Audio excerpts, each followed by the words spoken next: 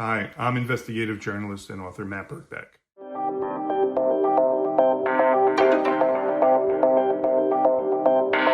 It sounds like from your book in the late stages of his life and between when he died and when the IRS came and took possession of the house, a lot of things disappeared.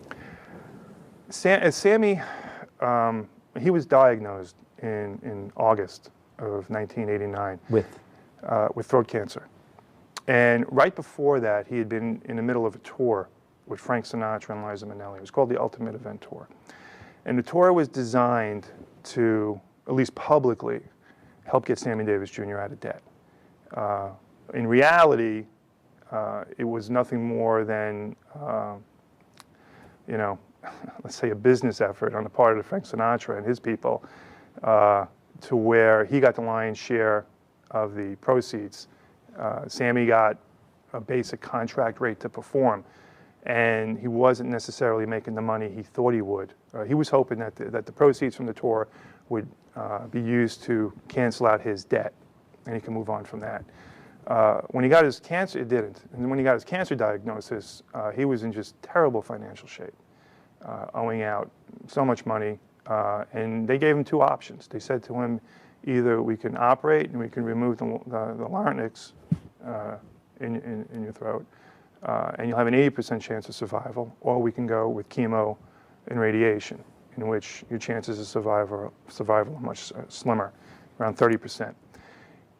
Knowing his financial condition, he opted for the radiation. He realized if they did the operation, he couldn't sing.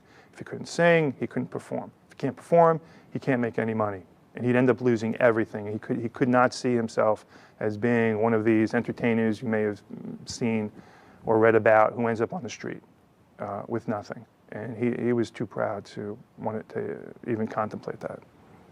So who took all the things, the art and the jewelry, where did that all go? Well, as after the diagnosis comes and everyone realizes that it's terminal, Sammy had a large entourage that stayed with him for years. And he also had people coming in and out of his home for years. And this is a home he had in Beverly Hills for 20 years that he bought in the early 1970s.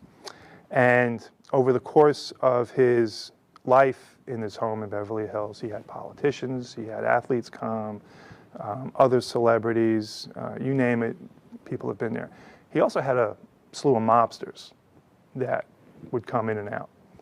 And there were different relationships with some of these people to some of the people in the home. When everyone realized that Sammy was going to die, when the cancer diagnosis was terminal, things started disappearing from his home. And everyone was taken. They were looting it.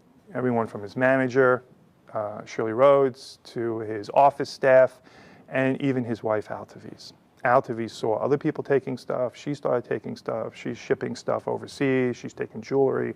She's taking cash. She's taking money. And then even after he died and before he was buried, she took his glass eye and subsequently gave it to an attorney friend in San Francisco. So his home, it's tragic what happened to him in his last year and immediately afterwards.